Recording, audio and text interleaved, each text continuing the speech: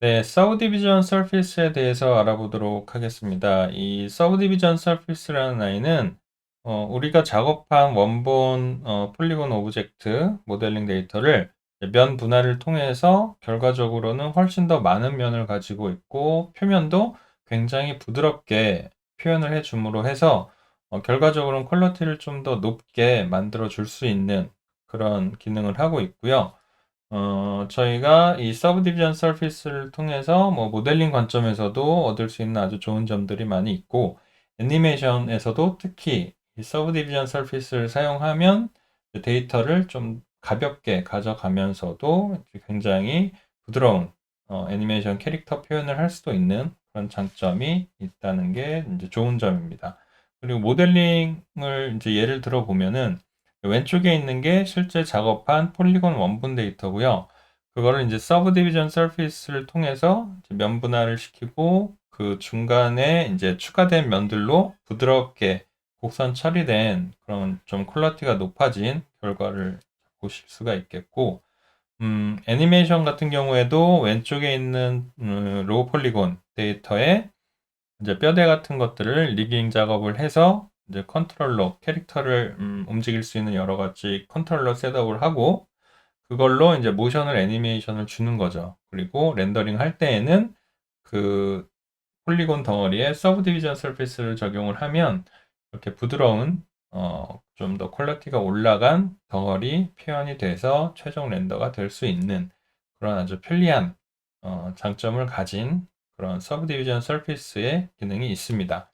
그래서 그거를 실제 10호D 화면을 보면서 얘기를 하기에 앞서 먼저 좀 여러분들이 접하면 좋을 콘텐츠를 제가 노션 페이지에 링크를 올려뒀어요. 그래서 첫 번째로 이거는 꼭 먼저 작업 전에 보셔야 할 콘텐츠인 것 같습니다. 모델링 할 때 사각면을 유지하면 좋은 이유. 이 이유는 서브디비전 서피스의 원리를 이제 좀 이따 10호디에서 설명을 하겠지만 삼각면이나 엔곤 같은 것들이 모델링 데이터에 섞여 있을 때에는 분할이 되면서 좀 모양이 찢어져서 좀 안 좋아 보이는 경우들이 생깁니다.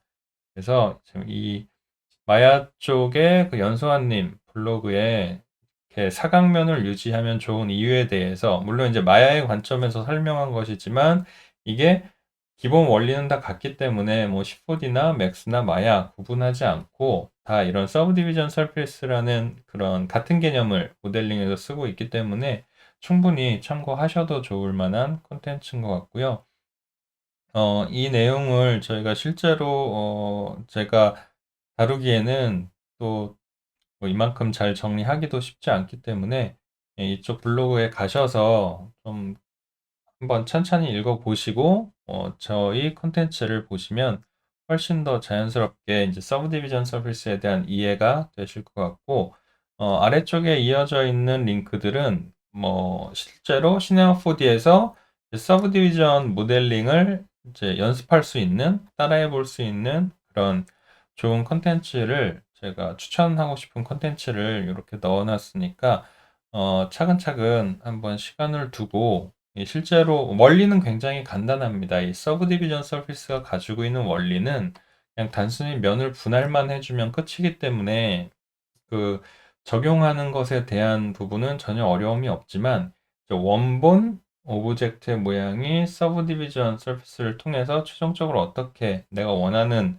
방향으로 이렇게 잘 만들어질지에 대한 것은 많은 경험이 쌓여야 그런 것들이 예상이 되고 좀 계획적으로 접근을 할 수가 있어요. 이제 그런 부분에 있어서 도움이 될 만한 실전 예제들의 링크를 제가 걸어뒀으니까 좀 참고하셔서 같이 보시면 훨씬 더 좋겠습니다. 저희는 실제 시네마 4D 화면을 보면서 이제 서브디비전 서피스의 기본적인 그런 원리에 대해서만 좀 얘기를 나눠보도록 하겠습니다. 이 서브디비전 서피스라는 아이는 여기에 컨테이너에 보시면은 프리미티브가 쭉 차례대로 나와 있는데 이제 세 번째 카테고리에 있고요. 여기에 첫 번째로 서브디비전 서피스라는 아이가 있고 우리가 초록색 아이콘은 자기 자신으로는 뭔가가 이제 이루어지지 않고 재료가 꼭 필요한 아이들이라고 말씀을 드렸었죠. 그래서 서브디비전 서비스 안쪽에다가 이제 원본 폴리곤 오브젝트를 이렇게 계층 구조를 차일드 시켜주시면 서브디비전 서피스가 적용이 됩니다. 네, 녹색 체크 버튼을 풀어보시면 이제 적용 전으로 이렇게 돌아가게 되겠죠. 그래서 항상 히스토리는 이렇게 남겨져 있는 거예요. 그래서 원본은 항상 유지가 되어 있고 여기에는 이제 체크를 적용을 하겠다라고 해주시면 얘가 가지고 있는 어떤 세팅 값에 의해서 이제 결과적으로는 면 분할이 되고 이제 부드러운 덩어리 표현으로 이렇게 결과가 만들어지는 거죠. 그래서 껐다 켰다 하실 수가 있고 이 원리는 아주 간단합니다. 이 폴리곤 면이 하나의 폴리곤 면 단위마다 한 번의 분할을 이제 추가를 해주게 됩니다. 그래서 이 서브디비전 서피스의 옵션을 보시면 오브젝트 탭이 있죠. 여기에 있는 서브디비전에 대한 파라미터 값이 있어요. 이제 두 가지가 있는데 첫 번째 나오는 거는 이제 에디터. 저희가 뷰포트 상에서 보는 분할수에 대한 몇 단계 분할을 할 거냐에 대한 세팅이고 서브디비전 렌더러라는 것은 이제 최종 렌더링을 할 때의 분할 값을 의미를 합니다. 그래서 이렇게 옵션이 구분되어 있는 이유는 저희가 메타볼에서도 한번 설명을 했었는데 서브 디비전 서피스가 이제 분할수가 이렇게 많으면 단계가 많아질수록 면이 굉장히 조밀하게 그래서 버텍스의 개수가 굉장히 따따블로 이제 늘어나게 되는 거죠. 그래서 이렇게 됐을 때에는 오브젝트가 하나일 때는 상관이 없지만 오브젝트가 굉장히 많고 좀 대규모 씬 같은 경우에는 뷰포트 자체가 이제 실시간으로 이런 버텍스들을 다 뿌려줘야 되기 때문에 좀 힘들어요. 그럴 때에는 에디터의 이런 분할수 옵션을 좀 낮은 값으로 저희가 참고할 수 있을 만큼만 주게 되고 최종 렌더러에 대한 서브 디비전 세팅을 내가 원하는 디테일이 표현되는 값으로 이렇게 구분해서 사용을 하는 뭐 그런 필요에 의해서 좀 서브 디비전의 이런 파라미터가 나눠져 있고요. 그리고 그런 결과적으로는 이 에디터 값이 그래서 렌더러보다 굳이 높은 값으로 세팅이 될 필요는 없다라는 얘기죠. 그래서 이 옵션이 나눠져 있는 목적에 맞게 에디터는 좀 가벼운 값, 그리고 렌더러는 최소한 같은 값이든지 아니면 좀 더 높은 값으로 이렇게 세팅이 되는 게 일반적인 그런 세팅 방식이고요. 이게 1단계라고 봤을 때에는 좀 더 각진 모습이죠. 이런 식으로. 그래서 왜 이런 모양이 나오게 되느냐? 이렇게 한 단계 분할이 될 때마다 시나포디는 얘를 어떻게 분할을 하냐면 한 번 분할한다는 뜻은 이 하나의 폴리곤 면에 이렇게 십자가를 하나 넣어주는 식으로 분할을 한다는 뜻입니다. 그러면서 이렇게 버텍스가 두 개의 어떤 지점에 추가적으로 버텍스가 하나가 더 추가되는 거죠. 각각 지점에. 그러면서 직선이었던 구간을 하나가 추가된 이 기준점이 추가된 이 포인트를 기준으로 해서 조금씩 위치를 이동을 해줍니다. 그래서 결과적으로 조금 더 부드러운 곡선 구조가 나타날 수 있도록 이렇게 이동을 하는 거죠. 원래 있었던 원본 오브젝트보다. 그래서 결과적으로 이 덩어리들이 다듬어지는 거죠. 곡선으로. 그래서 이 단계를 한 단계 더 이렇게 1단계에서 높여보면 마찬가지로 한 단계 더 추가될 때마다 여기에 각각 면에 이렇게 십자가가 이런 식으로 박히는 구조가 됩니다. 그럼 얘네도 마찬가지로 이렇게 딸려오겠죠? 기준점들이. 그러면서 결과적으로는 점점 다듬어지면서 곡선화되는 그런 원리고요. 아주 간단한 원리입니다. 그렇기 때문에 이 단계수를 높여주면 높여줄수록 테두리들은 점점 더 부드러워지겠죠. 그래서 여러분들이 원하는 어떤 퀄리티가 나올 정도의 단계를 이제 세팅을 하고 사용을 하시면 되겠습니다. 근데 지금 보시는 것처럼 지금처럼 극단적인 그러니까 원본 자체가 너무 극단적으로 면이 적은 구조일 경우에는 이 원본의 볼륨과 결과적으로 나오는 이런 서브 디비전을 통해서 나오는 볼륨의 차이가 굉장히 크기 때문에 보통은 이런 식으로 적용을 하지는 않고요. 아까 예제 보셨던 것처럼 로우 폴리곤 상태에서도 얘가 가지고 있는 기본적인 볼륨은 유지를 표현을 할 정도로 이제 모델링을 진행시켜 준 후에 그 다음에 서브 디비전을 뭐 한 단계나 두 단계 정도 추가를 해서 퀄리티를 살짝 올려주는 그런 접근 방식으로 작업을 진행을 하게 되겠죠. 원리를 설명하기 위해서 좀 단순한 형태에서 서브 디비전 서피스를 이렇게 적용을 해 봤고요. 그렇게 적용한 상태에서도 얘가 만약에 폴리곤 오브젝트라고 한다면 점선면 편집을 바로 이런 식으로 진행을 할 수가 있습니다. 그래서 얘를 적용하기 전으로 상태를 보고 여기서 페이스를 선택하고 컨트롤 키 누르고 이런 식으로 면을 추가를 해줘도 히스토리가 살아있기 때문에 그대로 이런 식으로 서브 디비전이 그대로 적용이 되는 걸 보실 수가 있겠죠. 그래서 변형이 되어 있는 상태 그대로 점선면 접근이 다 가능하고요. 이런 식으로 익스트루드를 하셔도 되고 이런 식으로 작업 진행이 되는 거죠. 그런데 이렇게 둥글둥글하기만 하면 이제 여러분들이 원하는 쉐입을 표현하기가 그렇게 쉽지는 않으실 거예요. 그래서 좀 날카로운 부분이 필요한 경우에 둥글둥글하지만 않고 여러분이 나는 좀 이쪽 위쪽 부분 엣지는 좀 각이 졌으면 좋겠어 라고 생각이 드신다면 그럴 때에는 얘가 가지고 있는 원리는 이 버텍스와 버텍스의 간격이 크고 이제 거기에 분할이 들어가게 되면은 그 사이를 이렇게 큰 곡선으로 꺾어준다는 거죠. 그러면은 만약에 이 버텍스와 버텍스 사이의 간격이 이렇게 아주 좁다면 변화할 수 있는 공간의 폭이 굉장히 좁기 때문에 크게 둥그러질 수가 없는 그런 상태가 되고 이제 결과적으로는 버텍스와 버텍스의 간격이 좁은 구조라면은 그런 것들은 서브 디비전 서피스를 적용했을 때에 그렇게 크게 둥글려지지는 않겠다는 얘기입니다. 그래서 저희가 여기서 버텍스를 하나 추가하고 싶은데 가장 쉽게 할 수 있는 부분은 저희가 배웠던 루프 컷 같은 것들로 한 번만 툭 찍어주면 엣지 분할이 들어가면서 이제 버텍스가 추가되는 거죠.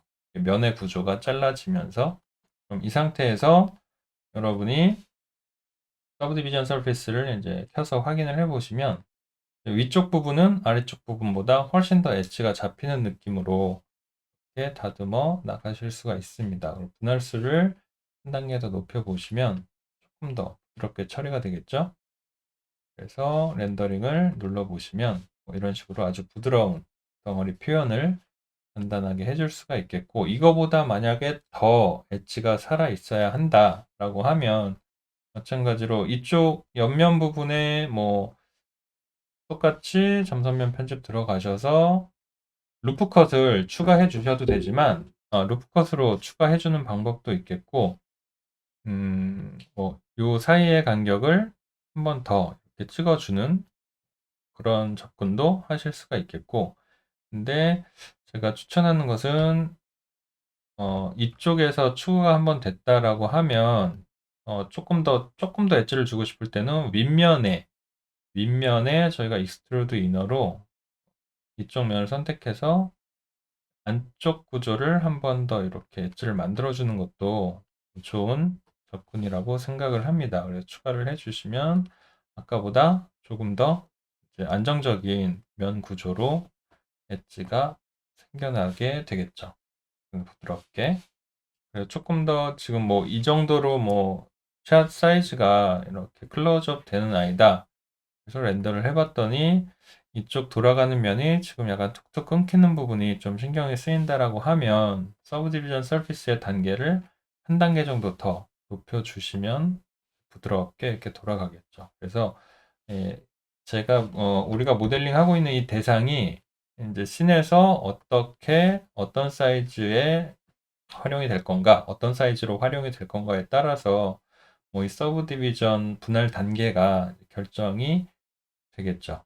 만약에 얘가 이렇게 멀리서만 배경에서 쓰이는 아이다라고 하면 굳이 분할을 높은 단계로 가지 않더라도 크게 어색하지 않게 사용할 수가 있겠고, 조금 전처럼 많이 이렇게 클로즈업 사이즈로 당겨져서 사용될 경우에는 이 정도 분할로는 분할수가 부족하기 때문에 최종 분할수가 세팅이 이 정도로는 분할이 되어야 부드러운 덩어리 표현이 무리 없이 될 수가 있겠다라는 얘기입니다. 기본적인 원리에 대해서 이제 큐브를 가지고 얘기를 해봤고요. 실제 얘네들이 어떤 느낌으로 이제 쓰이게 되는 것이냐에 대한 거를 다른 예제를 통해서 한번 간단하게만 보겠습니다. 이거 다 여러분들이 컨텐츠 브라우저를 좀 찾아보시면은 여기에 이제 많은 프리셋들이 들어가 있어요. 데이터들이. 그래서 그런 프리셋 데이터에서 제가 가져온 기본 베이스 메쉬고요. 기본 베이스 메쉬가 이렇게 사각면으로만 아주 잘 만들어져 있죠.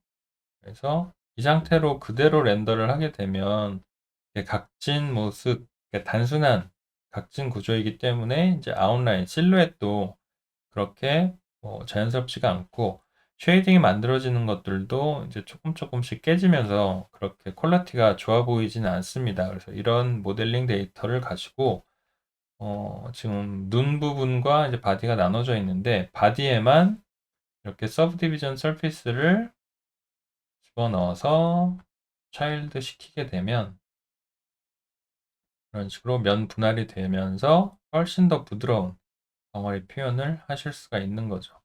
렌더를 해보시게 되면 이렇게 아웃라인 실루엣도 굉장히 부드럽고 쉐이딩도 자연스럽게 넘어가고 여기에다가 나중에 텍스처만 잘 작업을 하면 굉장히 리얼한 느낌의 완성도도 표현할 수가 있는 거죠. 근데 아무리 텍스처가 뛰어나도 원본 베이스 메쉬 자체의 면이 이렇게 극단적으로 이렇게 부족하다면 어느 정도 텍스처로 커버할 수 있는 한계는 좀 있습니다. 그리고 특히 이제 그 밸런스를 이제 여러분들이 잘 조절을 하셔야 돼요. 그래서 이렇게 서브 디비전 서피스가 고려된 모델링 진행을 할 것인가 혹은 그냥 기본 폴리곤으로만 할 것인가 그런 것도 나중에는 좀 고민을 하셔야 되고 네, 캐릭터 같은 경우에는 이런 식으로 네, 작업이 진행이 된다는 거 간단한 느낌만 보여드렸고 만약에 약간 이런 하드 서피스 모델링이라고 하죠. 약간 이런 기계적인 느낌, 이런 자동차, 비행기, 특히 그런 사이파이 컨텐츠에서 우주선이라든지 캐릭터라든지 그런 로봇 같은 느낌의 캐릭터 작업을 할 때에도 기본적인 폴리곤 구조는 그렇게 면의 구조가 이렇게 조밀한 상태는 아닌 거죠. 밀도가 지금 바퀴도 보시면 이렇게 툭툭툭 끊어지게끔 이런 식으로 작업이 되어 있고 창문이나 뒤에 시트 같은 거는 지금 삼각면으로 되어 있지만 얘도 제대로 만약에 쓰시려면은 이런 것들도 사각면으로 한 번 더 이제 이렇게 면 구조를 다듬어 주는 과정이 필요하고요. 결과적으로는 근데 지금 차체라든지 바퀴 같은 부분들은 무리 없이 사각면으로 다 구조가 이루어져 있기 때문에 한번 이 상태로 바로 쓰기에는 좀 무리가 있다고 보는 거죠. 특히 바퀴 같은 부분은 이런 식으로 툭툭툭 끊어지고 차체 같은 경우도 지금 완전 로우 폴리라기보다는 미드 폴리 정도 수준이기 때문에 만약에 이거를 아주 가깝게 이렇게 당기지만 않는다면 이 상태로도 쓰는 데는 크게 무리가 없겠지만 헤드라이트 같은 부분들은 지금 좀 끊김이 보이시죠? 이렇게 각져서 조금 어, 약간 완성도에 문제가 있다고 판단이 되기 때문에 이런 부분들도 서브 디비전이 적용이 되면 훨씬 더 퀄리티가 좋아진다는 거죠. 그래서 바퀴 같은 부분에 앞바퀴 부분 하나만 서브 디비전을 걸어 보겠습니다. 꼭 이렇게 전체를 이렇게 한꺼번에 걸 수도 있지만 이 또 서브 디비전을 거실 때에 얘를 클릭해서 만들고 그 안에 얘를 이렇게 차일드하고 이런 식으로 보여드렸는데 이 서브 디비전 특히 제너레이터를 적용하실 때에는 지금처럼 제너레이터를 적용할 원본 오브젝트를 선택을 하시고 여기에 서브 디비전을 선택하실 때 Alt 키를 누른 상태에서 얘를 클릭을 해주시면 자기가 있는 위치에서 바로 차일드 들어가면서 바로 서브 디비전이 적용이 됩니다. 그래서 뭐 이런 식으로 적용할 때 Alt키 누르시면 훨씬 더 편하게 쓰실 수가 있고요. 확실히 앞바퀴 뒷바퀴 퀄리티 차이가 나죠. 렌더링을 해보시면 원본 데이터는 뭐 이렇게 좀 각진 모습으로 가볍게 가져가지만 렌더링 할 때에는 무리 없이 이렇게 부드러운 덩어리 표현도 할 수 있다는 그런 장점이 있습니다. 여러분들도 예제 파일을 받으셔서 저희 노션 페이지에 다 올라가 있으니까 직접 해보시고 좀 차이점도 느껴보시고 세팅도 다른 값으로 올려도 보고 내려도 보시고 이렇게 많이 가지고 노시면은 아마 감이 오실 거예요. 마지막 예제로 이것도 컨텐츠 브라우저에서 제공되는 기본 캐릭터입니다. 그리고 그 폴리곤의 구조가 이렇게 좀 심플한 느낌의 캐릭터여서 좀 로우 폴리곤이긴 하지만 얘도 그대로 쓰기에는 조금 무리가 있습니다. 지금 라이트가 들어가 있어서 좀 렌더 세팅이 좀 무거운 세팅으로 걸려 있어서 조금 렌더 하는데 시간이 걸리지만 보시면 이렇게 각진 부분들이 표현이 되는 걸 볼 수가 있죠. 원본 자체가 폴리곤이 부족하기 때문에 나오는 현상이고요. 이런 것도 방지하기 위해서 서브디비전 서피스가 걸려 있죠. 그래서 지금 에디터 단계가 1단계로 되어 있는데 일단 적용을 해 보시고 한 단계만 분할이 되어도 렌더를 해 보시면 확연하게 좀 퀄리티가 다른 걸 느끼실 수가 있습니다. 아까 팔 부분에 좀 뚝뚝 끊어지면서 좀 각지게 보였던 부분들이 굉장히 이제 부드럽게 표현이 되고 있는 걸 보실 수가 있겠죠. 네. 지금 뭐 여러 가지 렌더 세팅이 추가적으로 들어가 있는 파일이라서 이제 이런 렌더링 시간이 좀 오래 걸리긴 하지만 이런 세부적인 렌더 세팅도 저희가 렌더를 다루는 콘텐츠에서는 다 자세한 설명이 될 예정이니까 지금은 이제 서브 디비전 서피스를 사용하는 그런 개념 이해를 돕기 위해서 이 예제를 사용한 거니까 참고만 하시기 바랍니다. 네, 그래서 얘네들이 만약에 퀄리티만을 생각해서 아예 그냥 폴리곤 모델을 이렇게 버텍스를 많이 가져가게 되면 실제로 이런 많은 점의 버텍스를 가지고 있는 데이터에 뼈대 작업을 하기에는 좀 무리가 있다는 거죠. 그래서 어, 기본적인 뼈대 작업은 다 여기서 하게 되고요. 지금 여기서 보시면 지금 제가 필터에 뼈대 구조가 보이지 않게 해놨었나요? 조인트가 표시가 되게 되어 있는데 레이어에서 조인트 표시가 꺼져 있네요. 이 레이어에서 조인트라고 해서 뼈대 구조를 켜보시면 이렇게 뼈대로 연결이 다 되어 있는 겁니다. 이 덩어리에. 그렇게 되면은 이렇게 컨트롤러까지도 보이게 표시를 켜주시게 되면 실제 애니메이션은 이런 컨트롤러들의 위치를 조절해서 이런 아이들이 움직임으로 해서 캐릭터 표현이 움직임이 구현이 되는 거기 때문에 나중에 기본적인 거를 다 하시게 되면 뭐 이런 캐릭터 셋업까지 해 보시고 훨씬 더 그러면 작업 자체가 재밌어지는 거죠.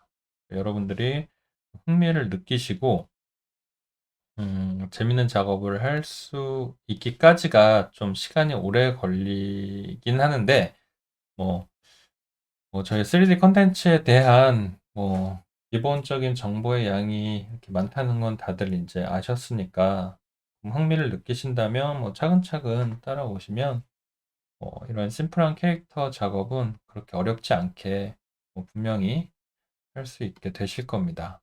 네.